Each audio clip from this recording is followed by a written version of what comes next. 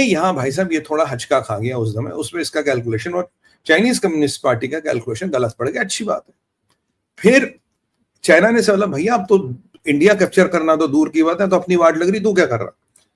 अब last time का जो एपिसोड हुआ था, चाइनीज कम्युनिस्ट पार्टी ने इसके बोला इसके क्लच में प्रॉब्लम है, सीट बेल्ट में प्रॉब्लम है, इसकी गाड़ियां रिकॉल कराई और इसका वैल्यूएशन और इसका लॉस बहुत ज्यादा हो गया था, क्योंकि इसका मेन प्लांट अब भी चाइना में है, जहां से पूरी चाइना और बाकी को सप्लाई करता है। और चाइना में अब भी टेस्ला ज्यादा बिकती है than as compare to other car, जबकि महंगी है, पर गाड़ी अच्छी है, उसमें कोई डाउट नहीं। अब यहां ये भारत बीच में आया, जी मेरे को प्लांट लगाना है, इधर उधर बातें बातें, मोदी जी से इसने बात की, मोदी जी ने बोल दिया जो भारत के हित में वही होगा। आप जानते हैं मोदी तो कॉम्प्रोमाइज और मोदी तो ऑक्सीमोरॉन है, इट्स नॉट पॉसिबल।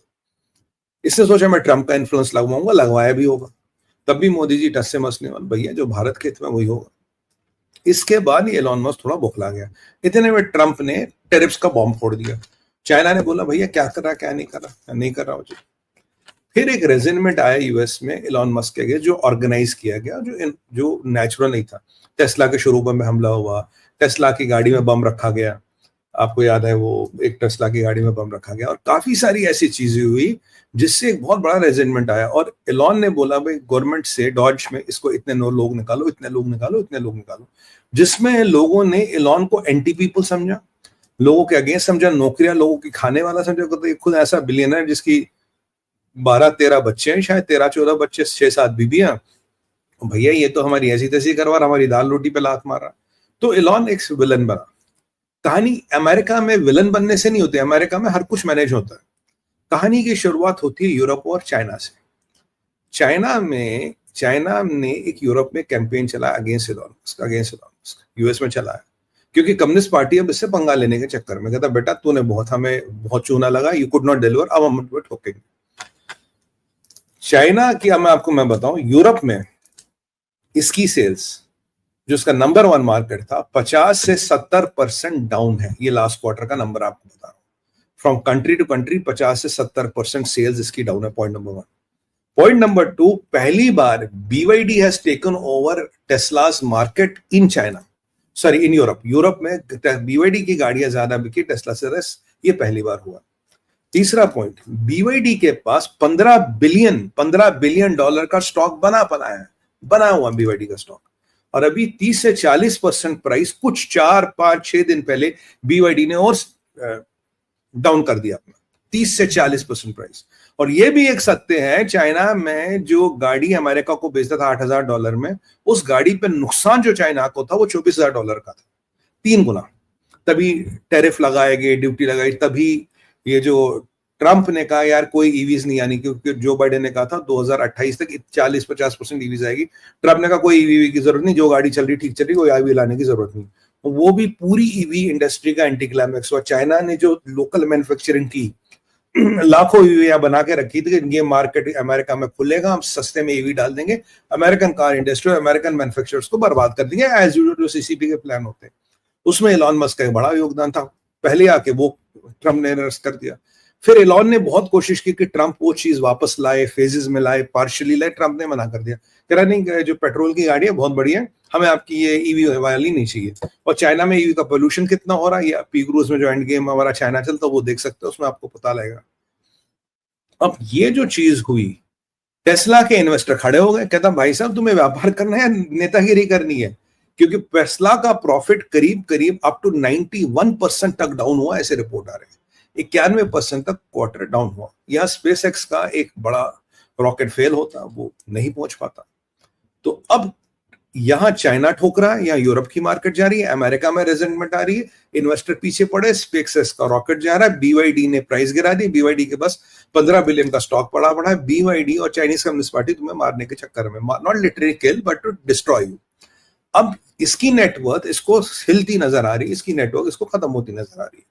और net worth is not money in the bank. ये अगर कोई मैं $100 बिलियन $100 मिलियन माई एस्टिमेटेड वर्थ, अगर उसमें 5-7 चीजें खट जाए, शायद 10-8 तक भी आ सकती है, 15 तक भी आ सकती है। कैश कराने जाइएगा तो शायद ही कुछ हाथ में आए, बट वो अलग बात है। पर दुनिया उसमें नहीं चलती, दुनिया के अलग दस्तूर है, खासकर बड़े लोगों के अलग दस्तूर होते हैं। इस सब के बाद एलोन पागल हो गया, अब करेंगे। अब एक बड़ा गेम आया, एक तो चाइनीज कम्युनिस्ट पार्टी का पुश आया, 2 चीजें हो रही हैं। दो बहुत इंपॉर्टेंट चीजें आपको बोल रहा हूं और आपको अंत तक बने रहना, ये बहुत इंपॉर्टेंट होने वाला आज का अध्याय। पहला इंपॉर्टेंट चीज आया कि अब एक एआई को लेके एलॉन हमेशा नेगेटिव, एआई को लेके हमेशा इसके परस्पर विरोधी विचार है। ये एआई के अगेंस्ट में पक्ष में कभी कहता है एआई सबसे खतरा, गूगल के एआई रॉबोट्स आके दुनिया का नाश कर देंगे, ये कर देंगे। भाई तू जाके माल्स में कॉलोनी काटेगा डीएचए वाली, उसमें दिक्कत नहीं है, पर एआई एनेबल्ड गूगल के रॉबोट्स दुनिया का नाश करेंगे, ये नोशन ये हमेशा फैलाता रहा। तो ये कहीं ना कहीं एक एआई की डोमिनेशन का गेम हो रहा है, और एआई की डोमिनेशन के गेम में चाइना का मानना था, जो चाइना एक सुपर पावर बनना चाहता था एआई में, जो चाइना ने खुद कहा है खैर अब प्रोसेसर नहीं है उनके पास, चिप से वो नहीं बन पाएगा।